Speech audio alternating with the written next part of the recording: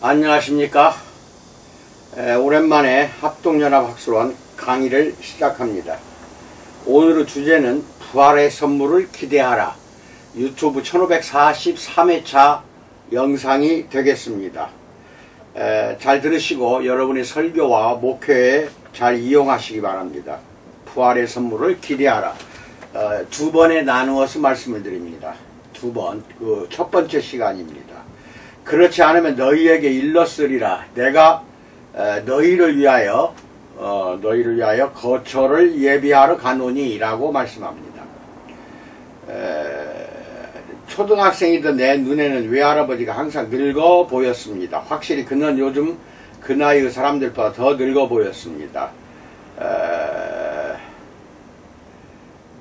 그는 머리카락이 얼마 없었고 그나마 있는 머리카락은 은백색이었습니다. 얼굴에 주름이 가득하고 눈은 움푹 들어갔었습니다.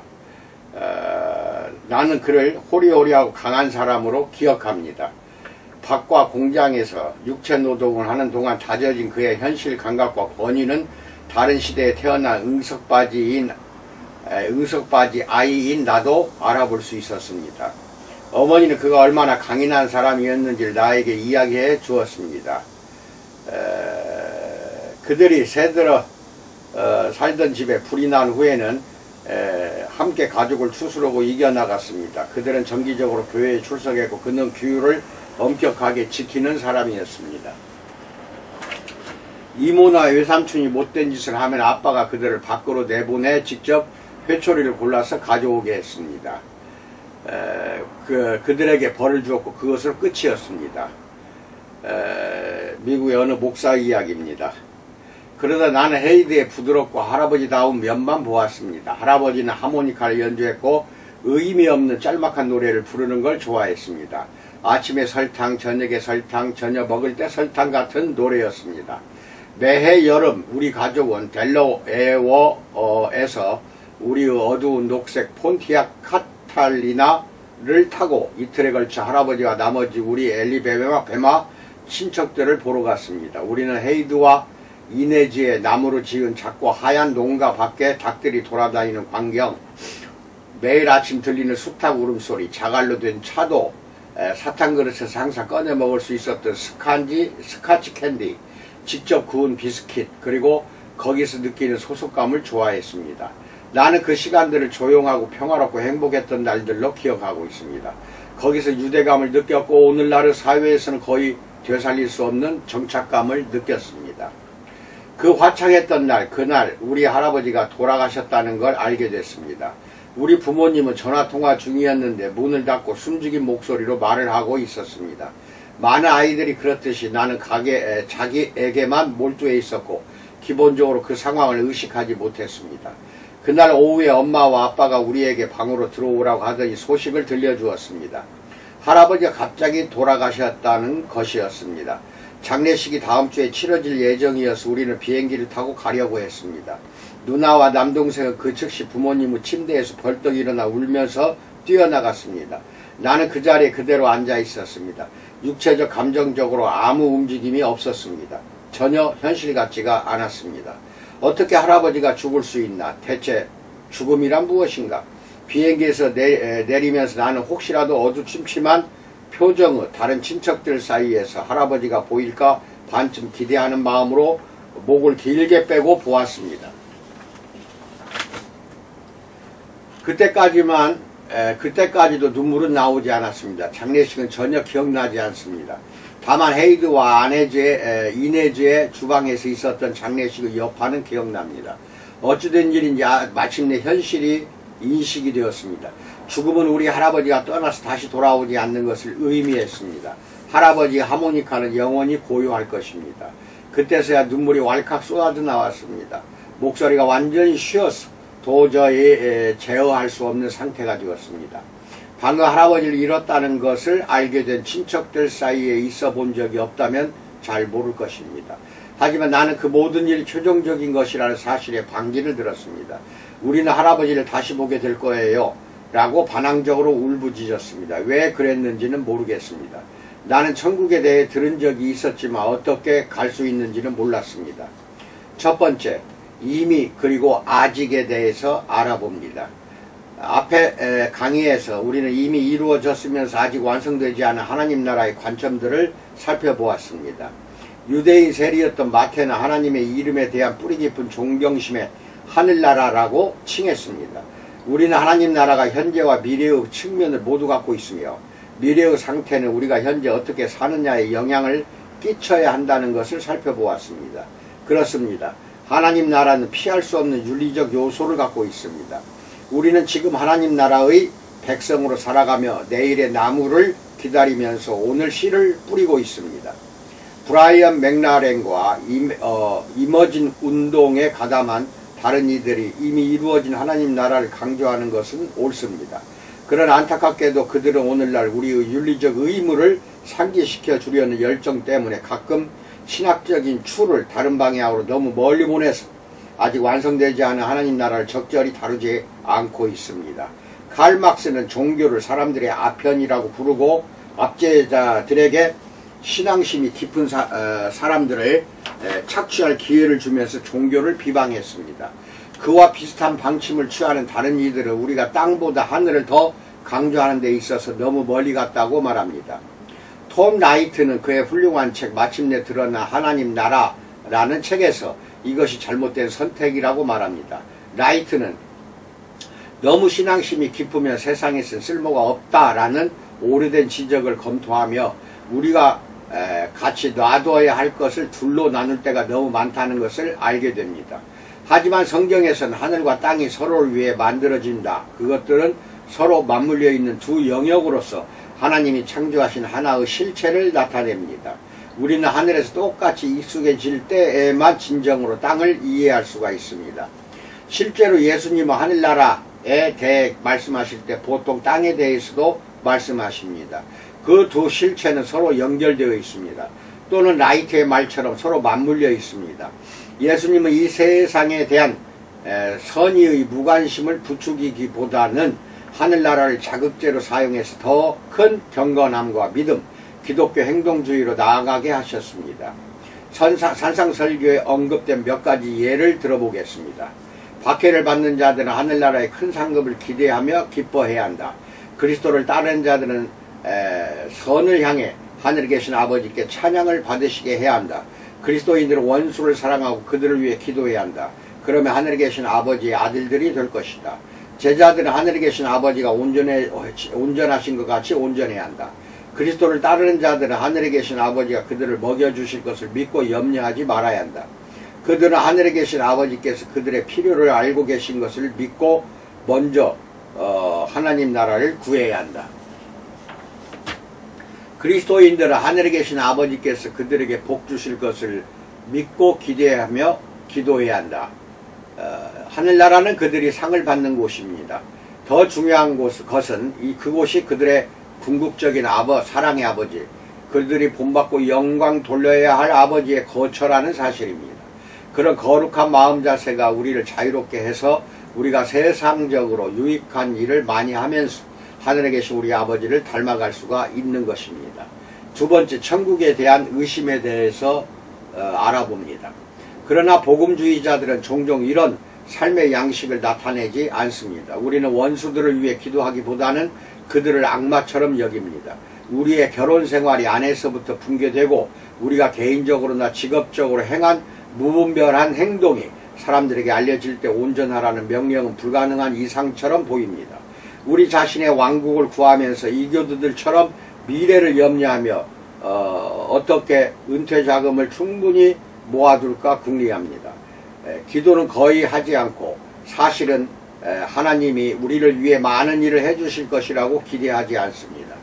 최근 연구에 따르면 신앙이 있는 사람들이 몸이 아프면 다른 세속적인 사람들보다 호흡기 같은 침습성 치료를 선택할 확률이 훨씬 더 높다고 합니다.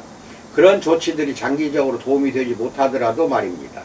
마크 갤리는 솔직하게 이 연구가 천국에 대한 우리의 실제 믿음에 대해 우리가 믿는다고 말하는 것이 아니라 드러내는 사실에 놀랍니다. 그는 그것을 장수에 대한 집착이라고 부릅니다. 다시 말하면 앞날에 대한 전망과 상관없이 가장 종교적인 사람들이 생명을 가장 꼭 붙잡고 싶어하는 듯 했다라고 말합니다.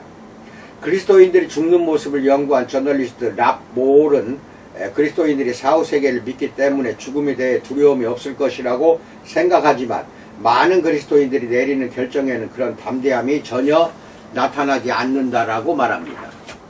이 모든 것이 우리가 너무 세속적인 마음을 갖고 있어서 천국에 소망이 없기 때문일까요?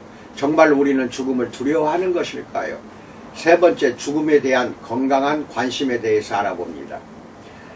얼굴에 여드름이 나던 10대 때 나는 내 건강에 대해 아무 생각이 없었다. 그냥 그 상태가 변함없이 계속될 것이라고 생각했다. 미국의 어느 목사 이야기입니다. 고등학교 때 그리스도인이 되고는 물론 영원히 사는 것에 관심이 생겼고 그래서 예수님의 영생에 대한 약속이 확실히 나의 관심을 사로잡았다. 하지만 돌아보면 더 큰 동기는 단지 하나님을 알고 삶 속에서 목적을 갖는 것이었다고 고백할 수밖에 없을 것 같다. 죽음에 대한 두려움이 매일 내 존재의 일부분은 아니었다. 하지만 나이가 들면서 정확히 죽음을 두려워하는 것은 아니더라도 확실히 죽음에 대한 건강한 관심이 생겨났다. 사람들은 나에게 나이에 비해 젊어 보인다고 말한다. 하지만 시간의 할아버지가 나를 따라오기 시작했다는 것은 부인할 수 없는 사실이다. 주름살, 드문드문 보이는 흰머리, 그리고 설명할 수 없는 통증과 아픔들이 내가 예전 같은 아이가 아니라는 것을 말해준다.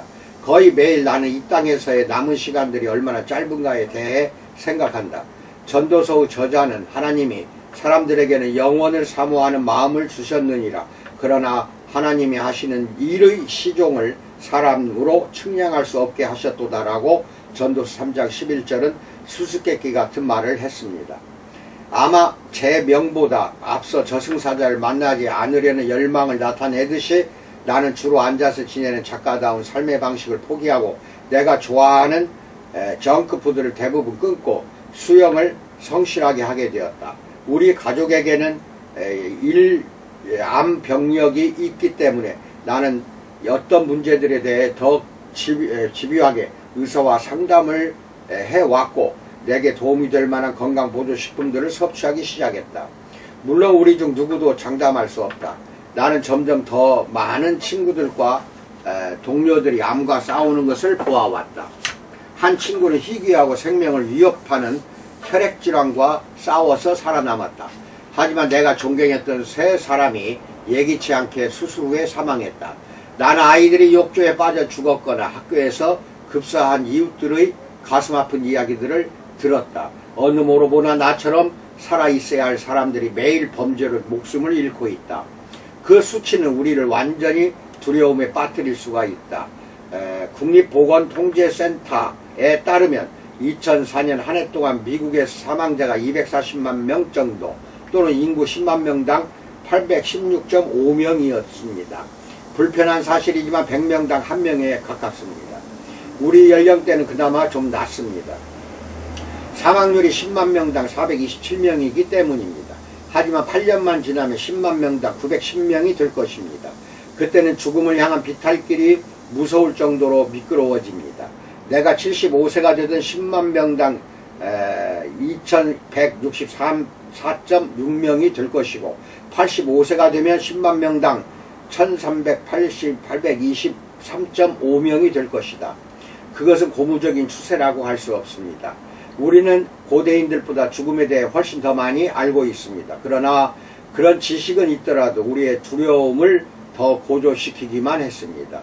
우리는 음식, 햇빛, 숲, 장시간의 비행, 실제로 다룬 모든 행동들이 죽음을 초래할 가능성에 대해 알고 있습니다. 혹은 알고 있다고 생각합니다.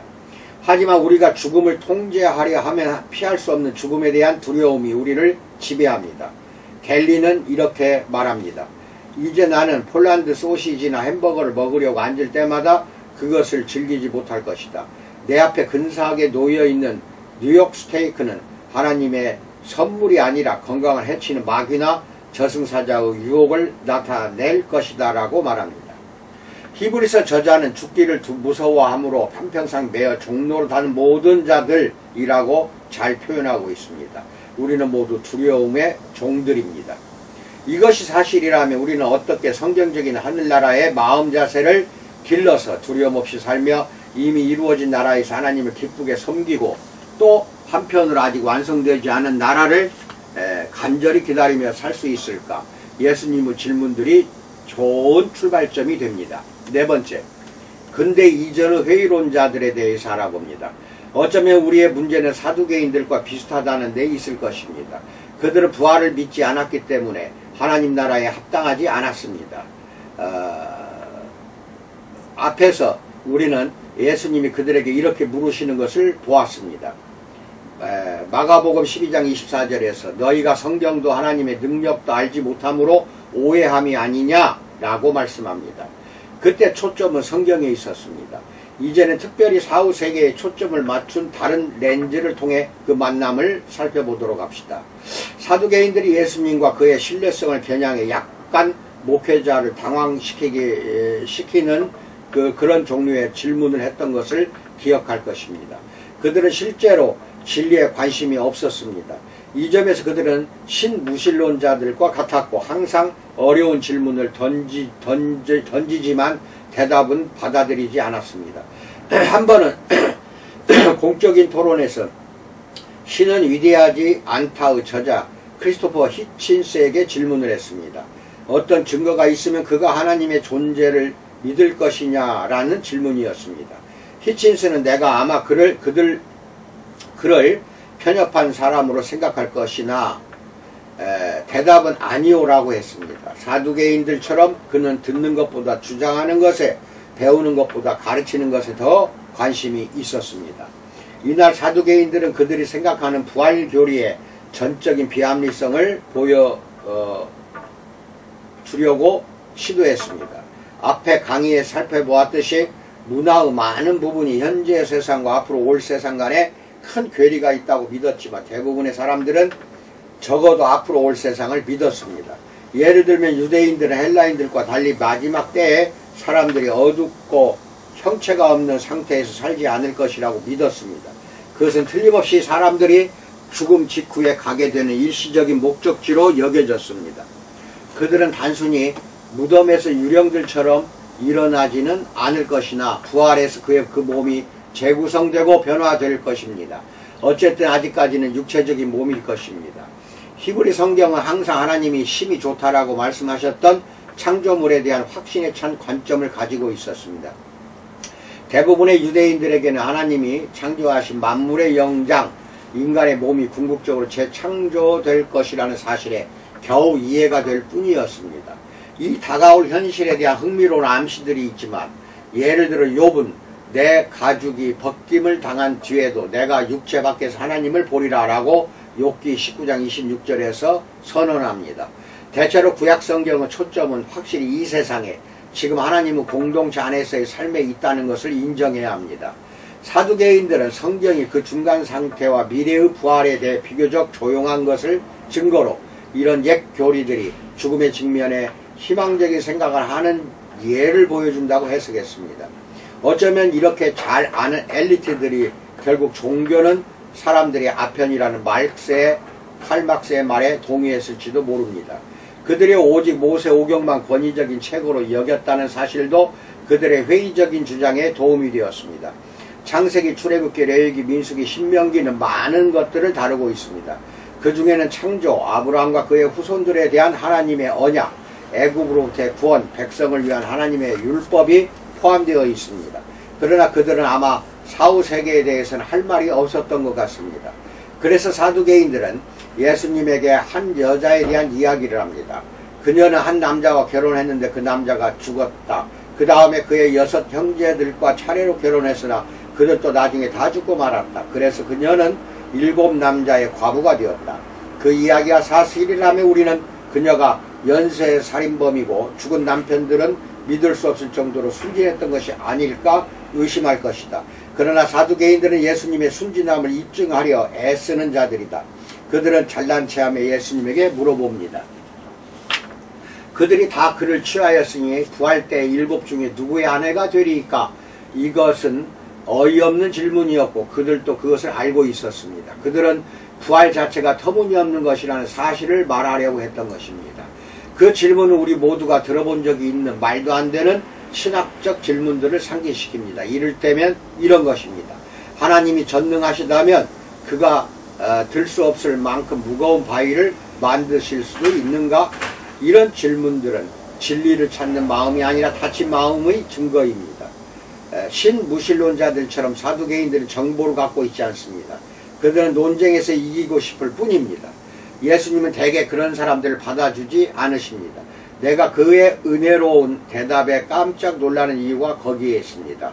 부활의 교리가 너무나 중요해서 예수님이 그들의 회의론에 대응하기 위해 말장난을 참아주시는 것이 분명합니다. 어쩌면 그것이 일반 사람들 사이에서 퍼지지 않도록 허울만 그럴듯한 그들의 질문에 공식적으로 답을 해주려고 하시는지도 모릅니다. 분명히 이것은 윌리엄 레인 크레이그와 디데시 다수자 같은 기독교 변증가들이 완고한 무신론자들과 논쟁을 하는 주된 동기일 것입니다. 그들의 소망은 실제로 그들을 개종시키려는 것이 아니라 그것을 듣고 있는 세상에 진리의 씨앗을 뿌리는 데 있는 것입니다. 아멘. 오늘은 여기까지 하고 다음번에는 5번째 삼진아웃에 대해서 강의를 하겠습니다. 이상으로 마칩니다. 코로나가 엄청나게 빠른 속도로 지금 번지고 있습니다. 항상 스스로 이제 국가도 뭐 개인 알아서 하라, 뭐 자율방역이다 이렇게 개인에게 다 알아서 하라는 식으로 지금 나오는 것 같은데 안타깝습니다. 국가는 개인의 생명과 행복과 개인의 번영과 개인의 평화를 지키는 것입니다. 그렇게 지켜주지 못하는 국가는 국가가 아닙니다. 독재주의, 전체주의 국가나 그런 것을 할 수가 있는 것인데 신경은 쓰지 않을 테니 너희들이 알아서 하라는 것은 그만큼 우리가 내 목숨을 스스로 지켜야 한다는 뜻입니다. 어제 뉴스에 논사훈련소에 입대한 군인들 200명 이상이 코로나에 걸리니까 군 내에 다른 데 격리를 시켜서 치료를 해줘야 되는데 다 집으로 돌려보냈다고 합니다. 군대에 한 번 입소한 사람이 질병에 걸렸다고 집으로 돌려보내는 나라는 결코 있어서는 안 되는 나라입니다. 이것은 엄청나게 큰 실수를 하고 있는 것입니다.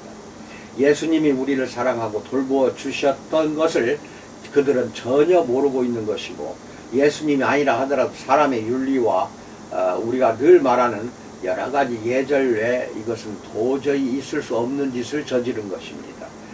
차비도 주지 않고 교통편의도 없이 너희들 알아서 가라고요. 자, 이제 우리 목숨 우리가 지킬 수밖에 없네요. 코로나 극히 조심하시기 바랍니다. 감사합니다.